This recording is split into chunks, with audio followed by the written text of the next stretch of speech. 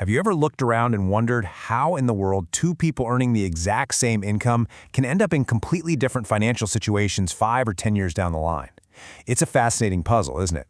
You've got one person who seems perpetually stressed out about money, while the other is steadily building this really comfortable safety net. Well, welcome to this explainer. Today we're not looking at salaries, and we are absolutely not looking at luck. Instead, we're going to break down the specific daily spending habits that are secretly dictating our financial futures.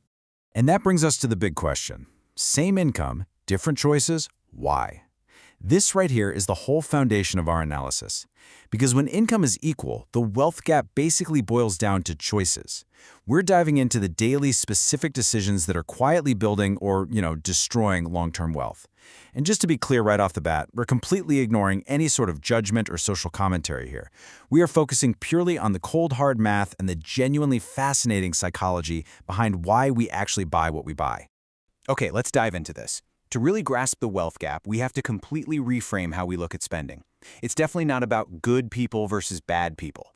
It's actually about two completely different psychological frameworks, the consumer mindset and the investor mindset. The consumer mindset, well, that's focused heavily on immediate gratification and outward appearances, which, as you'll see, often leads to wealth-depleting behaviors. The investor mindset, on the flip side, is all about utility, delayed gratification, and smart wealth-building strategies. So here's our roadmap for today's explainer. We'll start with the spending choice divide and the illusion of status. Then we'll look at emotional and impulsive traps, followed by the debt versus asset mindset, and finally we'll wrap up with the incredible power of micro-choices. Let's get to it. All right, Section 1, the illusion of status, buying approval. Let's look at a really classic example, smartphones. I mean, we all know someone who goes out and buys the absolute latest, brand new $1,299 smartphone every single year, right? Now, the consumer mindset views this phone as a status symbol. It's a way to signal success to their peers. But the investor mindset? They see a phone simply as a practical tool.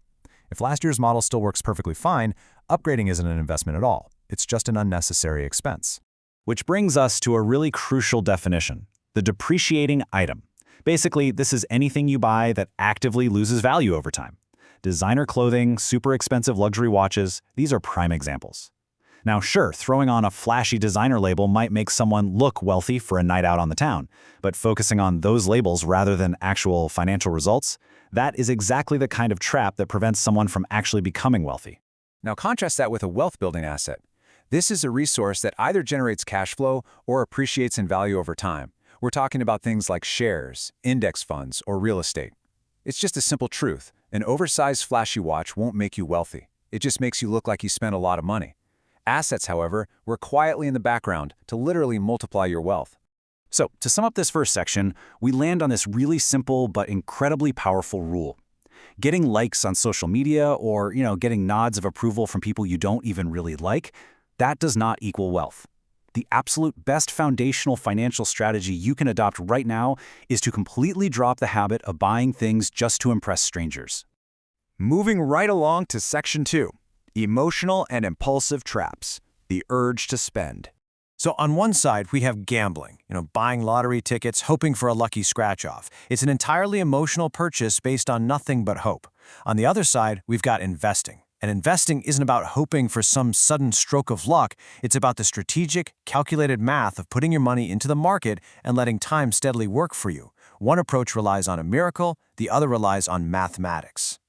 We see a really similar emotional trap with that endless sea of get-rich-quick courses online. The consumer mindset totally falls for the promise of some hidden secret that's going to magically generate income overnight. But the investor mindset? They know better. They pay for knowledge that builds real, tangible, income-generating skills. They're investing in their own abilities rather than handing over their cash for someone else's false promises.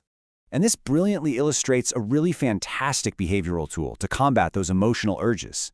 It's called the 24-hour rule. Here's how it works. You find an item you want online, but instead of clicking that dangerously easy Buy Now button, you force yourself to wait exactly 24 hours. Once a full day passes, you reevaluate if you actually need it. And honestly, more often than not, that overwhelming emotional urge to spend has completely vanished, and your logical brain steps back in to save your wallet. $10,400. Let that sink in. That is a massive sum of money. So what kind of hidden everyday cost could possibly add up to over 10 grand a year without you even realizing it?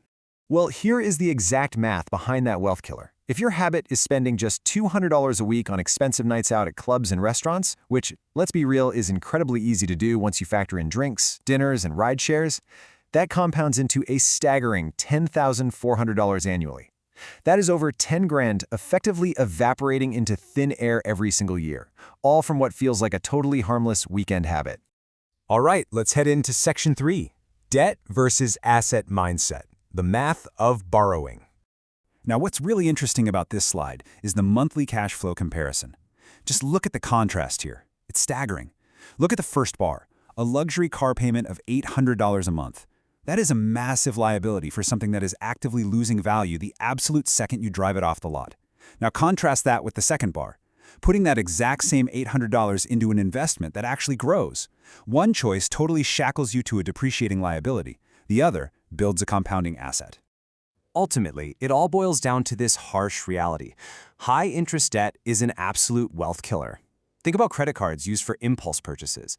When you're in debt, compound interest is aggressively working against you. It's basically digging you into a deeper hole every single month. But when you are investing, that's when compound interest is working for you, silently building your mountain of wealth. Which brings us to our final section, Section 4, the power of micro-choices, compounding wealth. Let's quickly review the key habits we've uncovered today. First, try to shift your mindset to buy practical tools over flashy status symbols. Second, implement that 24-hour rule to kill impulse buys. Third, invest your time and money in real skills rather than fake secrets. And finally, always try to choose assets over liabilities. The grand takeaway here is that the huge difference between financial prosperity and financial struggle, it isn't usually one massive, dramatic decision. Nope, it is the result of thousands of small, calculated choices that we make every single day. So, the crucial point is this.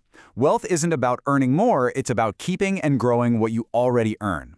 Honestly, you literally cannot out-earn terrible spending habits. True financial independence comes from managing the resources you do have with an investor's discipline. And I want to leave you with this question to really think about. What will your small choice be today? Are you going to buy for approval, or will you buy for your future? I challenge you to take a hard look at your own habits this week. If you found this breakdown valuable and want to keep training your investor mindset, make sure to subscribe for more of these wealth-building explainers. Trust me, your future self will definitely thank you.